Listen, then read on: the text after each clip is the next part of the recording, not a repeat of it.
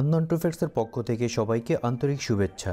আরব আমিরাতের বিভিন্ন শহরে কর্মরত রয়েছেন প্রায় 7 লাখ প্রবাসী বাংলাদেশি। তারা বৈধ পথে আমিরাতে গেলেও তাদের অনেকের মালিক পক্ষের সঙ্গে সমঝোতা না থাকা, সঠিক সময়ে বেতন না পাওয়া বা অন্য কোনো কারণে ভিসা নবায়ন হয় না। নথিপত্রহীন এই শ্রমিকরা চাইলেই আউটপাস পদ্ধতি গ্রহণ করে দেশে ফিরতে পারবেন।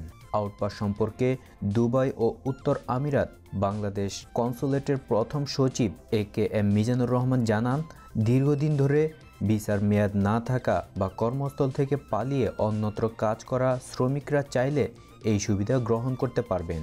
আবুধাবিস্থ বাংলাদেশ দূতাবাস এবং দুবাই ও উত্তর আমিরাতের বাংলাদেশ কনসুলেটে ভিসা বা পাসপোর্টের কপির সঙ্গে 2 কপি ছবি নিয়ে যোগাযোগ করলে আউটপাস গোপন আউটপাস পেপার প্রদান করা হবে। এতে খরচ হবে মাত্র 60 দিরহাম। তিনি আরও জানান, আউটপাস পেপার নিয়ে স্থানীয় ইমিগ্রেশন থেকে এক্সিট পাস পেপার বা ট্রাভেল পাস পেপার সংগ্রহ করতে হবে। তবে এক্ষেত্রে যার যেখানে ভিসা ইস্যু হয়েছিল ঠিক ওই শহরের ইমিগ্রেশনে গিয়ে যোগাযোগ করতে হবে তাদের। যেমন কারো ভিসা যদি আবুধাবি শহরের হয়ে থাকে, তিনি দুবাই কনসুলেট হতে আউটপাস নিলে আবুধাবি ইমিগ্রেশনে গিয়ে এক্সিট পাস সংগ্রহ করতে হবে।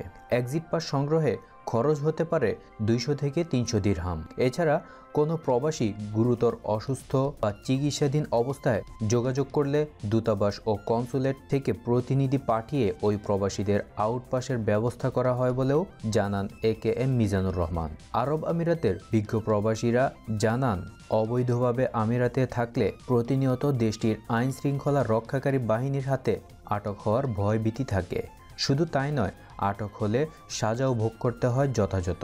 আটক হওয়া অভিবাসীদের প্রথমে কোর্টে পাঠানো হয়, এরপর দেয়া হয় বিভিন্ন মেয়াদে সাজা। ফলে ভয় সংশয় নিয়ে দিন যাপন করার চেয়ে আউটপাস নিয়ে দেশে ফেরা অধিকতর উত্তম।